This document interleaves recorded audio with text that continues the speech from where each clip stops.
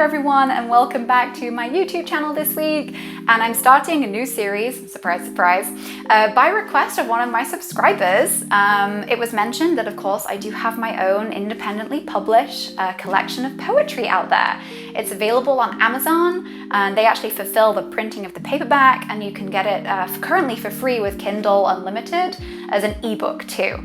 And it's short, of course, but I poured every part of my heart and soul to it, which is why it's called From the Heart. And the person, my subscriber who commented and said they'd be interested to know my process for making that, thank you, because it was actually really interesting and growth-filled process that helped me get to the point where I could actually write my first novel.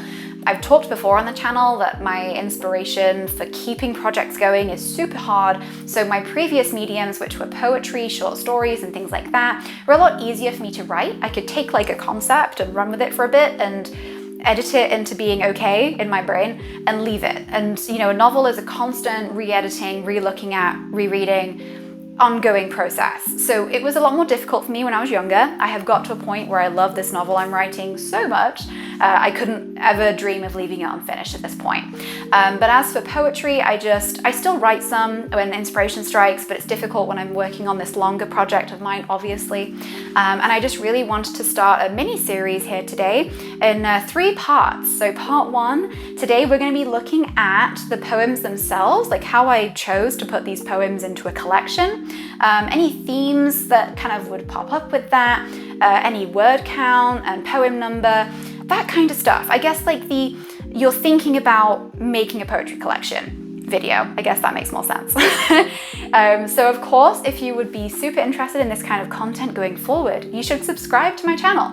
I am currently uploading once a week, definitely with possibility for other stuff in the middle, every Friday. And you can be notified of that by subscribing and hitting the bell. You can like the video, that'll let me know you like what I'm doing, which is so cool because yeah, I just second guess everything that I put out on the internet. Hopefully you guys can help me with that by liking and leaving me a comment to also let me know how I'm doing, what you'd like to see improved, what you like seeing, what you want to see more of, all that good stuff. And you can reach me via email. Again, I'll leave all this information in my description for you, with any work that you have that you'd like me to read, because I love doing that, whenever time permits, of course, or just with kind of more lengthy feedback than a YouTube comment will allow. Totally open to that too. So let's just jump right in actually with this video. And I guess the biggest thing here when starting with a poetry collection, or you're thinking, hey, I have a number of poems I've written over any period of time. I'd like to put them in a collection, why not? Or a chapbook, I guess, is the more common way of referring to it. The big thing you need to think about really when you're starting this is more than, I guess, how many poems or what the word count of your poetry is. You really need to think about a common thread of the poems. Now, this doesn't have to be exclusively like all the poems are about love. It doesn't need to be that specific. That would be real. I love poetry though. Hopeless romantic that I am. It doesn't need to be that specific when you're starting out on this journey. You just need to have a thread that will connect them all in some way. This can be as abstract as being things that you have previously experienced in some form, and of course the reader isn't going to know that directly, but you do, and you're the one making the poetry collection. Or it can be as, you know, kind of, as I mentioned, love poetry in a flowing kind of way. It's all about love, whether it be losing love, falling in love, things like that. There's that kind of stuff to think about, but you really want to, it can be totally abstract too, that's no problem. But the poetry collections I've read and the way I made my poetry collection, they always have some kind of connection, even if on the surface it doesn't seem like it. I mean, for example, in my poetry collection, I have a poem about, in this case, the color red and like kind of the connotations it means for me personally, juxtaposed with a poem about radioactive uranium. I don't think they're right next to each other, but they're in the same collection. And it's like, well, how on earth do those relate to each other, Amy? Well, as it might sound, my title of From the Heart, all of these things have touched my heart in some way. That can be negatively, that can be positively, any number of kind of ways that would elicit that imagery for you is how I made that collection and how I grouped them together. And as for how I wrote the poems, or like what I guess inspired me to write the poems, that is actually a lot easier to explain. During the month of April, it is actually National Poetry Writing Month. If you do not know that, poets, write it in your calendar because it's super important. There's a lot of places that will do various prompts every single day of April, writing check-ins. And that was huge for me. So I actually wrote all of the poems in my collection during a time of transition in my life where I was waiting on tenterhooks for my move to the United States, and specifically to be with my now wonderful husband. And so it was something that my heart was just, I guess, poetically, I was just feeling so many things. Like the anticipation of waiting, the kind of lovelorn feeling of not being with the person I love so much, and the fact that we felt like our life was on, as I said in various other talks with my family and friends, felt like my life was on pause. So during that time, I wrote, as any good writer would, and a lot of poetry, because I just found it easier to get my kind of thoughts down on paper with a raw emotional burst. And during that month, I believe, let me think, it was in 2018's April, NaPoWriMo, and it was the Wordsmith HQ with which I am currently published, which is super exciting. They published a bunch of prompts for poetry writing throughout that month. And I have to say, I don't know if I'd have made it to being able to actually be with my husband, then fiance, without that emotional outlet and way of working through my head, my heart, how I was feeling. So huge shout out for them. But that is actually how I wrote all of the poems with their prompts. And the general theme I noticed is because I was in such a kind of the throes of emotional turmoil, all of them ended up being related to me, even though they were tied to the prompt, if that makes sense. So I wrote them all separately. And then after all was said and done, and I was getting ready kind of later that year for the actual move that we got approved for, which was so exciting, I thought, I'll just put these together in a document. I didn't think too much of it. I had them lying around on pieces of paper and in notebooks, and I just wanted to put them in a Word document for safekeeping. And I saved it, and I did nothing to it for a long time. It was actually my husband, once we got married, he'd read a couple of the poems I'd written and he really liked them. And he said, you should really put these into a chapbook because he thought I had enough. And I was really worried. I was like, well, it's only, and I can't remember the number of poems off the top of my head. It felt very small though. I probably only had about 12, and some of them were short, some of them were way longer, of course. But, he was like, well, they all seemed to make sense together, the ones he'd read.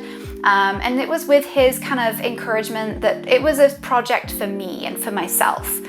It wasn't to be noticed or anything like that. There was no great big fanfare when I got it done because I already had all the material.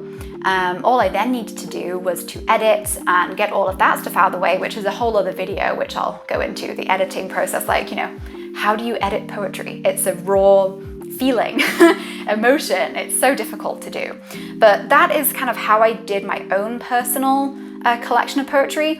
And I think that looking back through history and looking at poetry collections I've read, there's always some underlying, like there was an event happening at that point in the person's life. And they wrote poetry that, although kind of displayed different things and events and prompts, for lack of better wording, they all had a similar theme or undertow or a general kind of feeling to them.